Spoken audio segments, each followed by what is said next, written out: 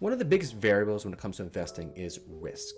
Everyone thinks about risk a little bit differently. I like to think about risk as how much of your potential future return are you willing to trade for a smoother ride along the way.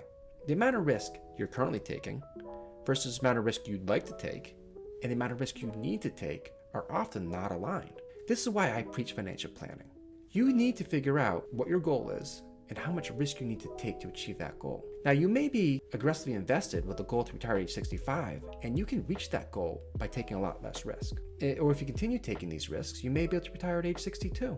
And on the flip side, you may not be on track to retire. In order to achieve that retirement goal, you need to either work longer or take more risk. These are things you need to know. We figured this out by using a program called the Riskalyze. You receive via email a simple 10-minute survey asking you lots of different questions, and based on your answers, the next question pops up until they have it narrowed down to figure out what your personalized risk score is. This risk score, we then compare it to your existing holdings.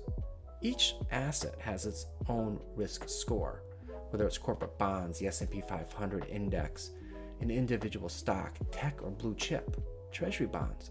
All of them have a score, and the way they combine gives your portfolio a risk number. Oftentimes, you're willing to take a certain amount of risk, but you're currently taking way more risk.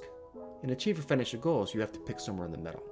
This is a tool that helps us determine which portfolio you should be in and make sure that you're comfortable in that portfolio and make sure that you understand the amount of risk you're taking and how it relates to the goals you want.